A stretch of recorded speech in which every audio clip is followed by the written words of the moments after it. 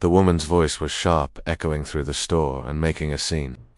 Jabbed her finger toward the teenage girl. I'm telling you, she doesn't belong here, she hissed at the manager. The other customers froze, their eyes darting between the woman and the girl, unsure of what to do, but the girl didn't flinch, stood tall, her eyes locked on the woman who had just humiliated her in front of everyone. Little did that woman know that truth she was about to discover would shatter her confidence. In an instant, Emma Reynolds, a confident 16-year-old with a love for fashion and a strong sense of self, had no idea what awaited her that afternoon. She had simply walked into a boutique to find a dress for a special event, completely unaware of the storm brewing around her. And of her father. Nathan Reynolds was a well-respected entrant who owned several high-end stores across the city, known for his generosity and vision.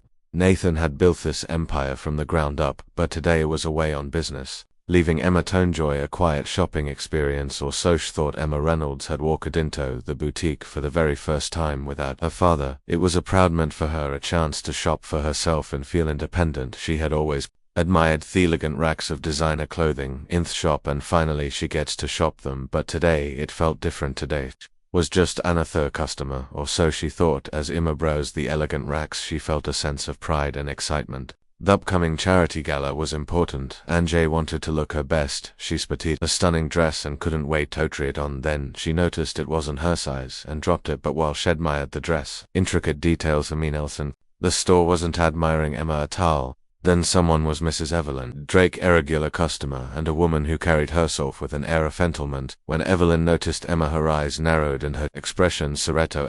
Emma didn't belong in the boutique, and she was determined to make her thought clear. Evelyn's judgment didn't stop at quiet disdain. She followed Emma through the store, her sharp gaze tracking her every move. When Emma threaded into the fitting room with Thedris, Evelyn muttered under her breath, loud enough for other customers to hear, "I bet she's not even here to buy anything." Emma, unaware of Evelyn's growing hostility, continued shopping during the moment, but Evelyn wasn't about to let things slide in her mind. Ma was an intruder, someone who didn't deserve to share the same space as her, and Evelyn was about to take matters into her own hands. What would you do if Somione judged you for simply existing in a space? You had every right to be in. Click the subscribe button. If you believe one should never be judged wrongly because of how they look on those who judge others because of how they look won't subscribe to the channel. Emma browsed through the dresses again. She found another one that caught her eye, perfect for the charity gala her father was hosting. She picked it up with a smile, heading toward the fitting room to try it on. Little did she know, this moment of joy was about to be overshadowed by someone else's prejudice. Secrets. The room. Evelyn Drake watched intently. To Evelyn, Emma to belong there, she muttered under her breath, loud enough for nearby customers to hear. What's she doing here? They're rarely letting anyone in these days. Her sharp gaze followed Emma's every move, suspicious, clouding her.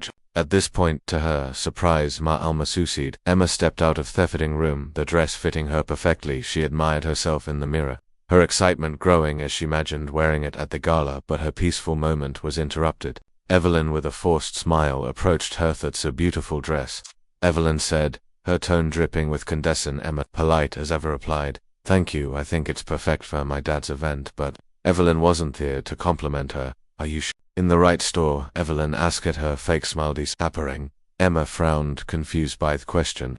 "I'm exactly where I need Tobe," she replied. She turned and walked out, her face steady.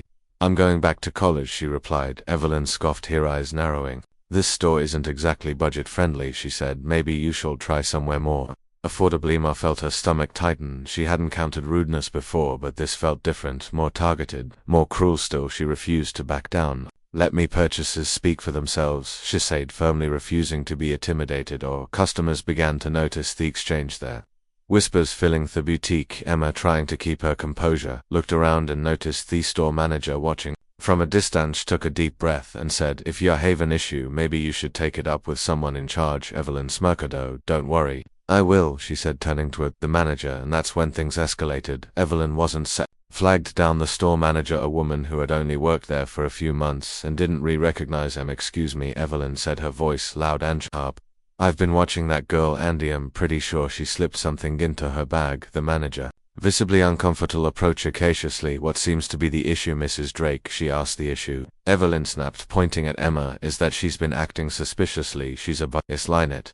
Here to buy anything you need to check her bag." Emma's heart sank as the accusation hit her. The manager glanced at Emma, then at Evelyn, unsure of how to proceed. "I haven't done anything wrong, ma'am," said calmly, her voice steady despite the growing tension, but Evelyn was interested in her denial. "Of course you'd say that," she snapped. "Why don't you just show us what's in your bag?" Emma, stunned by the accusation, looked at the manager and said calmly, "I haven't done anything wrong, but if it'll stop this nonsense, go ahead." She handed her bag over without hesitation, her heart pounding with humiliation as the small crowd of customers looked on. But's manager opened Emma's bag carefully, checking its contents. After a moment, Shell looked up and shook her head. "There's nothing here," she said quietly, her tone. But Evelyn refused to let it go. "Check again," she demanded. "She must have hidden it somewhere else." Emma's patience was wearing thin. She took a step forward, her voice calm but firm. "I think we're done here," she said, taking her bag back. "Unless you have the actual proof, I suggest you stop harassing me." But Evelyn wasn't done. "If you have nothing to hide,"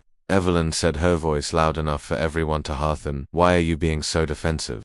Emma took a deep breath, her hands trembling slightly as she clapped at her sides. "Defensive?" she repeated. "You accused me of stealing without a shred of evidence. That's not defensiveness, that's self-respect." The manager, a desperate Todafuse, the situation said, "Perhaps, Westhold, or just take a step back and calm down." But Evelyn wasn't calming down. She pointed a finger at Emma and saggers like her don't belong in stores like this. They come in, make a scene, and leave with things that don't belong to them. Emma's jaw tightened, her resolve hardening with every word Evelyn spoke. "You're not just wrong," she said, her voice cutting through the crowd.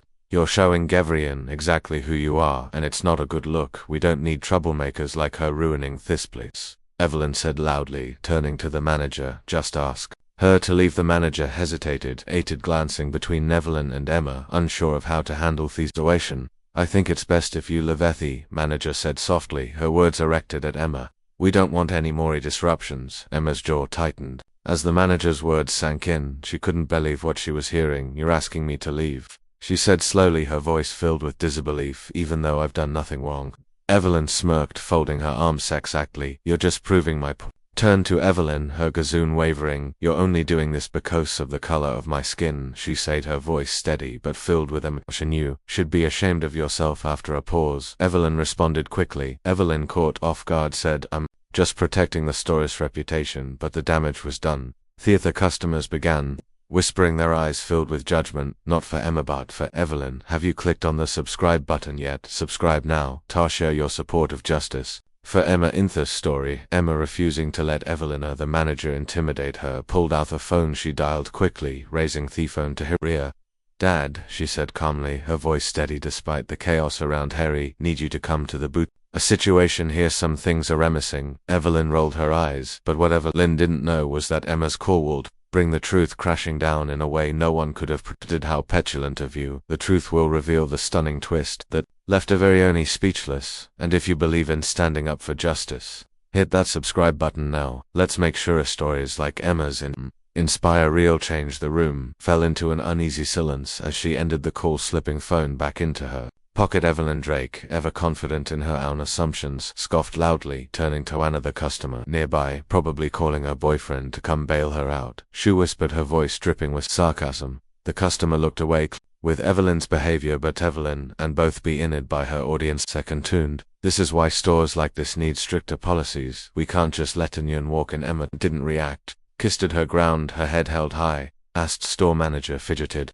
nervously nearby. The growing tension in the room was palpable, with every pair of eyes on Emma, waiting to see what would happen next. Then the unmistakable roar of an engine interrupted the scene. Outside, a sleek black SUV rolled to a halt at the curb, its tinted windows gleamed under the afternoon sun, exuding an air of power and authority. A towering figure stepped out first, a bodyguard with a sharp suit and an earpiece, his gaze scanning the boutique like a hawk, assessing its surroundings. The tension in the room shifted immediately. Moments later on, the figure emerged from the vehicle. Andrew Reynolds, his tailored suit, hooked, his tall, broad frame and his polished head shoes clicked with purpose against the pavement, with a presence that could command a boardroom or silence a crowd, walked toward the boutique with calm, deliberate strides, his face unreadably but undeniably focused. The glass doors swung open with a soft chime, and the bodyguard entered first, his imposing frame and no-nonsense expression making heads turn. Evelyn's whispering stopped mid-sentence as Andrew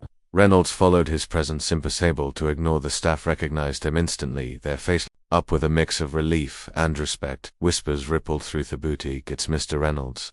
The manager, visibly flustered, hurried over, her voice trembling slightly. "Mr. Reynolds," she said, her tone both reverent and nervous. "We weren't expecting you today." Evelyn's face twisted in confusion as watched the scene unfold. "Oh, another parent is here, that's better," she muttered to herself. But before she could say anything, Nathan Reynolds strode past the manager and straight to Emma, his expression calm but serious. He didn't need to raise his voice to make an impact. The sheer force of his confidence and authority filled the room. His sharp eyes scanned the boutique, taking in the hushed crowd, the flustered manager, and finally his daughter standing at the center of it all. Andrew paused at the entrances, viewing the scene with a calm but serious expression. His sharp eyes took in the scattered customers, the fidgeting manager, and most importantly his daughter standing at the center of it all. Without hesitation, he strode toward Emma, his footsteps measured but purposeful. "What's going on here?" he asked, his voice steady but laced with authority.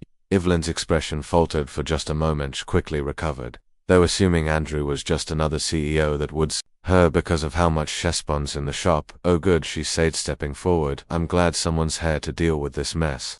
This girl has been causing trouble, and I caught her acting suspiciously. She even tried to steal something." Andrew changed as he listened to Evelyn's accusations. He turned to the manager, raising an eyebrow. "Is this true?" he asked it calmly. The manager hesitated, clearly uncomfortable. "Well," she began, her voice shaky, "Mrs. Drake did bring some concerns to my attention, but we checked Emma's bag and there was nothing in it exactly." Evelyn snapped, cutting hair off. "But that doesn't mean she wasn't planning to take something. People like her are good at hiding things." The word hung in the air, sharp and cutting, as the room fell into a stunned silence. Customers exchanged uneasy glances, and the manager looked like she wanted to sink into the floor. Andrew's gaze shifted back to Evelyn, his calm demeanor inching. "People like her," he repeated, his tone neutral but pointed. Evelyn faltered, slightly realizing she had perhaps said too much. "Know what I mean," she stammered. "This store is for respectable clients, and she clearly doesn't fit the profile." She pointed at Emma, her fingers shaking slightly, as if her accusations would somehow solidify her position. Customers exchanged glances, their unease growing with every word Evelyn spoke. Nathan didn't respond immediately. Instead, he stood silently, his gaze shifting between Evelyn and Emma, his face unreadable. Through it of his silence was palpable. Evelyn faltered slightly, but she pressed on. "I mean, someone needs to take her responsibility," she added, her voice rising, as if to convince herself as much as the crowd. And then with calm authority, Nathan finally spoke. "This girl Yawa, accusing," he said, his tone measured but sharp, "is my daughter." Theron froze. It was as if time itself had stopped. The customers, the staff, even Evelyn herself, all stood in stunned silence as the weight of Nathan's words sank in gasps, rippled through the boutique, and whispers began to spread like wildfire. Evelyn's expression crumbled in an instant, replaced by a look of pure shock and fear. Her mouth opened and closed as if she were trying to speak, but no words came out.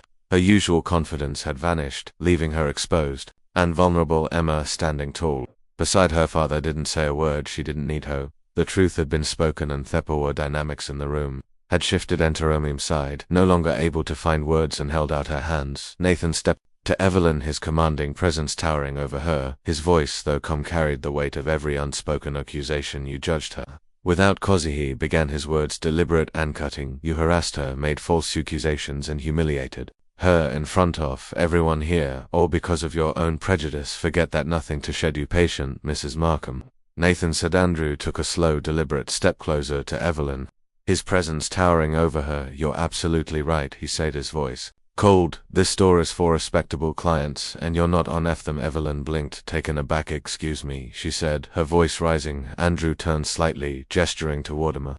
The weight of his words hit Thorum like a thunderclap. Gasps echoed the boutique as customers and staff alike processed the revelation. Evelyn's face turned pale, her confidence crumbled in an instant. "Your daughter," she repeated weakly. Andrew nodded, his gaze never leaving hers. "That's right," he said. "And not only is she my daughter, Booch has every right to be here more than you. In fact," Evelyn's face turned a deep shade of red as she stammered, I didn't know." She didn't say who she was. Nathan's eyes narrowed, his tone unwavering. "Shouldn't have to," he said. "Everyone who acts into this store deserves respect, whether they're my daughter or not." Turning his attention to the store manager, Nathan continued, his voice sharpened. You stood by and let this happen. Didn't you stand up for her? Why didn't you question These baseless accusations, the manager, clearly shaken, hung her head. I didn't know, she murmured, her voice barely audible. Vargas said, stroking her shoulder comfortingly. Not knowing isn't an excuse. Nathan said firmly, it's your responsibility to treat every customer with fair and dignity. What happened here today is unacceptable, and it reflects poorly on this inter-establish. Desperate to recover, Evelyn tried to defend herself. I was just trying to protect store's reputation, Chesterman. Didn't mean any harm. Nathan's expression didn't soften. Protect the store's reputation, he repeated, his voice cold. By targeting an innocent girl, by making baseless accusations and embarrassing yourself in the process. Evelyn looked around the room, hoping for support, but found none. Of the other customers avoided her gaze, disapproval clear in their expressions. Even the store staff seemed unwilling to come to her defense. I just thought, Evelyn began, but her voice trailed off as Nathan took another step forward, his tone growing sharper. You thought wrong, he said. And no, you're going to face the consequences of your actions. The botch erupted into murmurs as customers purred among themselves. Some nodded in agreement with Nathan's words, while simply watched in stunned silence. Seth's store manager looked visibly shaken, her hands trembling as she fumbled with her clipboard. Evelyn, on the other hand, seemed frozen in place, her usual arrogance replaced by a mix of humiliation and fear. She opened her mouth to speak, but Nathan raised a hand, silencing her. I think we've heard enough from you, said firmly. It's time for you to leave. The room watched as Nathan Tonedo, the bodyguard standing near the entrance, make sure she leaves, he instructed, his voice calm but final. The bodyguard nodded, stepping forward with a stern expression. Evelyn, realizing there was no way to salvage the situation, took a step back. I didn't mean any harm, she said weakly. Andrew's gaze didn't waver. Banned from this store and every other boutique I own, he said. You're no longer welcome here. Evelyn's face turned red as the gravity of his words sank. Inch glanced around the room, hoping for sympathy, but found none. Realizing there was no way out, muttered something under her breath and turned toward the door. Her heels clicked loudly against the marble floor, the sound echoing in Thano's silent boutique. As she reached the exit, she glanced back one last time. On Lito, see Nathan standing tall beside Emma, his protective presence soinchokel with a huff. Evelyn pushed open the door and disappeared into the street, her once dominant presence reduced to nothing more than a cautionary tale. The other customers watched in stunned silence, some nodding in agreement with Andrew's words. The manager, clearly embarrassed, stepped forward. Mr. Reynolds, she began, her voice apologetic. I had no idea she was your daughter. If I had known. Andrew raised a hand, stopping her. It's not about who Shazy said, it's about how you handle that situation. You listened to accusations without evidence and didn't stand up for her when she needed you. Mita replied. I'm sorry, it won't happen again. Andrew nodded but didn't let her off the hook entirely. It better not, he said. The store represents my name and I won't tolerate this kind of behavior again. If you ever faced racism or prejudice while shopping, subscribe to the channel and share your experience in the comments and tell us where you're watching from. Nathan turned to Emma, hissing. Are you okay? He asked gently. Emma nodded, a small smile breaking through her composite exterior. I'm fine, Dad, thank you. I'm proud of you, Nathan said, placing a reassuring hand on her shoulder. You handled yourself with dignity and grace. This is your store. As much as it is minimed, no one has the right to make you feel, otherwise. Emma's smile widened, her confidence shining through. Together they walked toward the boutique's back office, leaving behind a room full of stunned onlookers and a lesson that no one would soon forget. But as they left the story together, Emma couldn't help but wonder how many more people like Evelyn were out there ready to judge without reason. She made a silent promise to herself this wouldn't be the last time she stood up for what was right. Emma's strengthened Nathan's unwavering support show you that dignity cannot be stripped away by the ignorance of others. This isn't just a tale of confrontation. It's a story of triumph, a story that reminds us of the importance of empathy, fairness, and standing up for what's right, no matter how uncomfortable it may be. Evelyn's actions, rooted in her own biases, serve as a cautionary tale about the harm that prejudice can cause not only to those it agats, but to the fabric of a community. And yet Emma's grace under pressure, Anathon's decisive actions teach us that in the darkest moments there's room for change and redemption. Don't forget to like this video and share your thoughts in the comments. We want to hear stories like Emma's resonate with you. Most importantly, subscribe to our channel for more inspiring tales of resilience, justice and courage.